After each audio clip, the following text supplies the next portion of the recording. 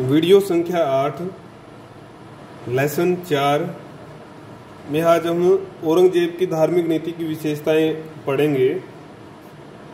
पिछली जो विशेषताएं 7 बिंदु हम पढ़ चुके हैं। आज बिंदु संख्या जो 8 जो इसका पॉइंट है वो हम देखेंगे कि औरंगजेब की धार्मिक नीति में बदलाव आने लगा था।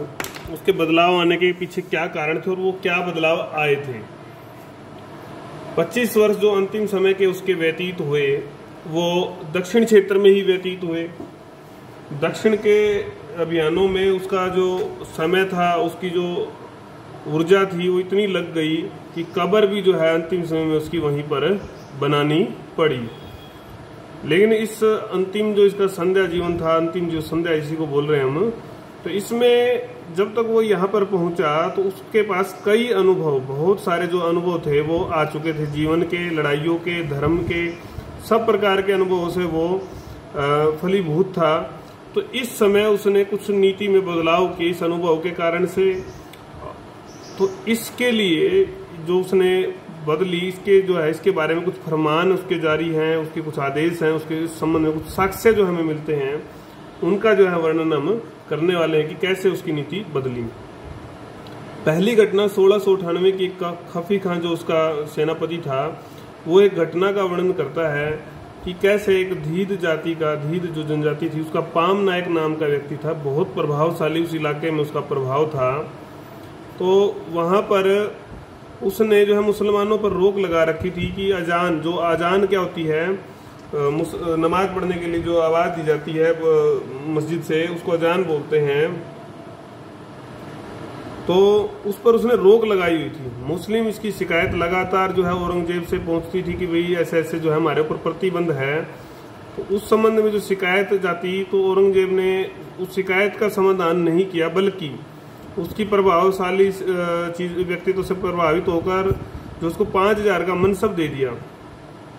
विश्वास तो नहीं होता, उसके परिवार वालों को भी जो है ऊंचे पदों पर जो है रखा गया उसको, और उसको काफी सम्मान जो है इसको दिया गया। उसके ऊपर सबसे बड़ी बात थी, कोई दबाव नहीं डाला कि आप जो ये प्रतिबंध टालो या हमारा धर्म जो है अपना लो। बाद में भी जो है बड़ी अविश्वसनीय सी घटना लगती है, बाद में भी जो है उसकी रोक जारी रही। जो पाम नायक था उसने अजान से रोक नहीं हटाई और औरंगजेब ने उसका कुछ नहीं किया। ऐसा संभव सा नहीं लगता, क्योंकि अगर ऐसा नहीं किया या तो उसकी नीति में जबरदस्त परिवर्तन आ गया था।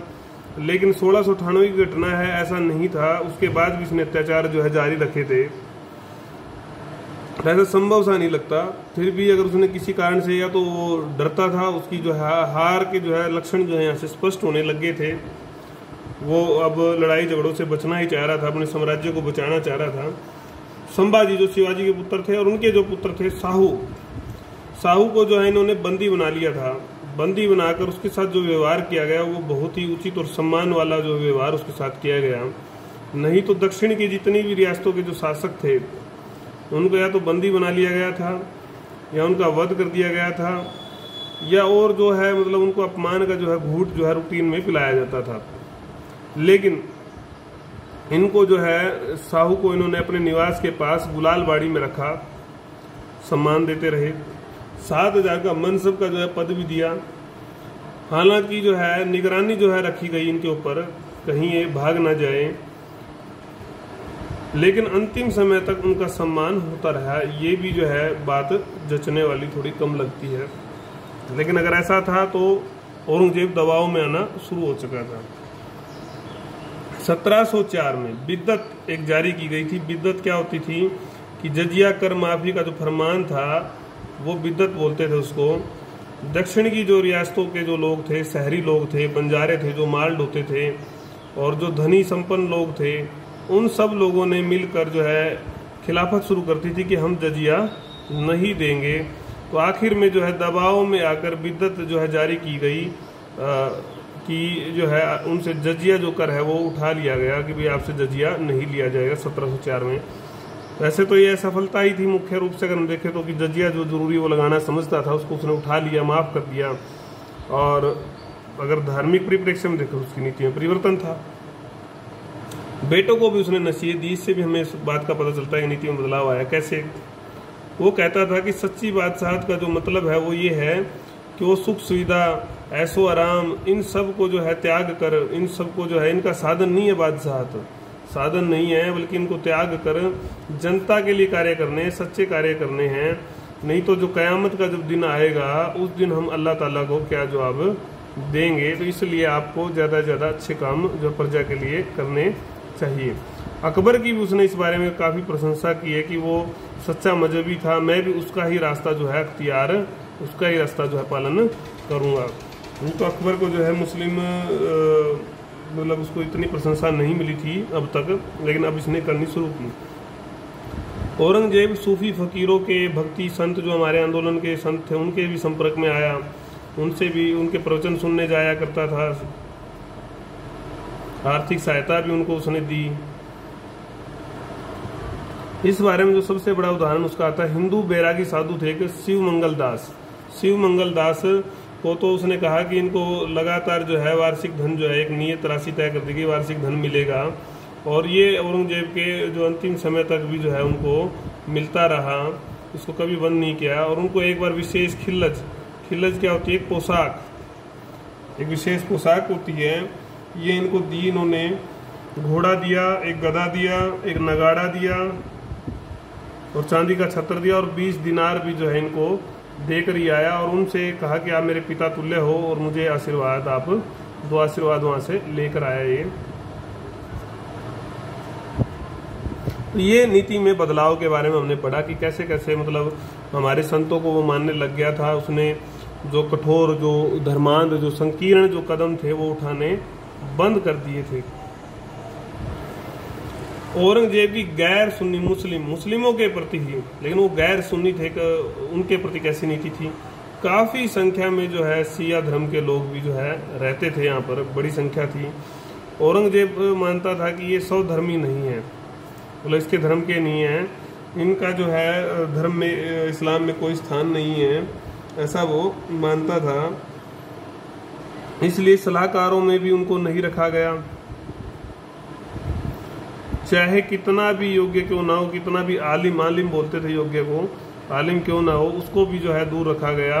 इसके कारण से भी साम्राज्य का पतन हुआ। उसका मानना था कि ये ईरान से लगाव रखते हैं, साम्राज्य के शुभ चिंतक नहीं है, ऐसा भी वो मानता था।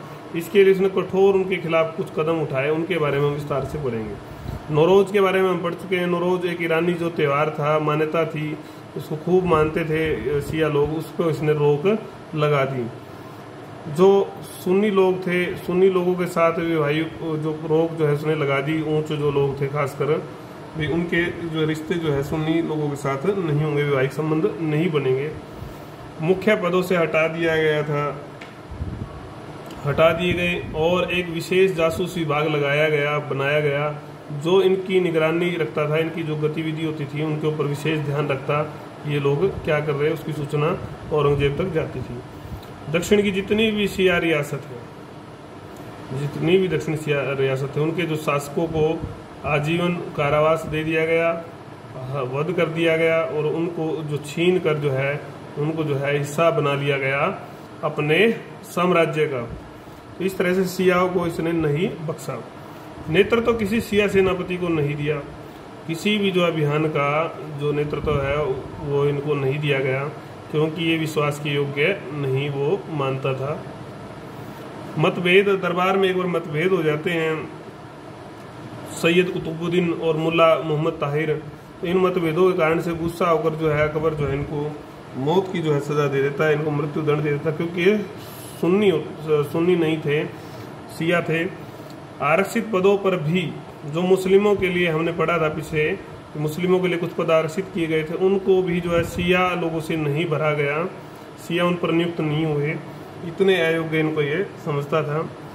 अब तक हमने जो है विशेषताएं पढ़ ली हैं, 9 विशेषताएं, जिसमें पॉइंट नंबर 8 में भी कई पॉइंट हैं, सब पॉइंट हैं, और 9 में भी, और इसी तरह से अगर आप पॉइंट नंबर 5 में देखोगे, 2 में देखोगे और 1 में देखोगे, तो इनमें सब पॉइंट भी हैं। सब पॉइंट की बात करें तो पहला जो आपका पॉइंट है उसमें 5 है, दूसरे में 3 है, 5 और 3 8, और 5वें नंबर में फिर 4 हैं 12, और जो 8वें नंबर में 5 है 17, और इसमें भी जो है आपके 7 हैं। 24 पॉइंट तो यही होंगे। 2-2 लाइन भी लिखेंगे तो 48, मतलब 2 पेज से ज़्यादा तो इन्हीं के भर जाएंगे। तो इसलिए आप उत्तर अगर बहुत बड़ा हो गया, समय अपने पास कम होता है, सीमित होता है, तो उस समय कैसे संतुलित करेंगे उत्तर को, इसके लिए भी आपने देखना है कि कैसे हम मुख्य पॉइंट्स को जो है ले लें, उत्तर छूटे भी ना और सारा हमारा काम भी पूरा हो जाए। इसके लिए आप अभी से जो जैसे जो यूनिवर्सिटी में आपको आंसर शीट मिलती है, आपको ध्यान होगा, आप पेपर दे के आए हैं एक बार, तो फर्स्ट सेम में आपने दिए थे, तो वो आंसर शीट आप ले लें, वैसे ही खरीद लें और उन पर ही लिख कर देखें, उन पर ही नोट्स बनाएं। तो उससे आपको समझ में आएगा कि कितने पेज भर रहे हैं, साफ सुंदर वैसा ही जैसा आप यूनिवर्सिटी के पेपर में लिखना चाहते हो वैसा ही लिख कर देखो, अभ्यास करो। तो उससे आपकी समझ, आपका तरीका सब विकसित हो जाएगा और प्रश्न उत्तर जो है आपके ठीक जो है बनने लग जाएंगे, छूटेगा नहीं कुछ भी। तो ये काम आपने करना है। अगला जो हमारा प्रश्न है वो विशेष रूप से धार्मिक नीति के प्रभाव के ऊपर है, वो भी इम्पोर्टेंट है, वेरी वेरी इम्पोर्टेंट है। उसको अब हम अगले वीडियो में करेंगे।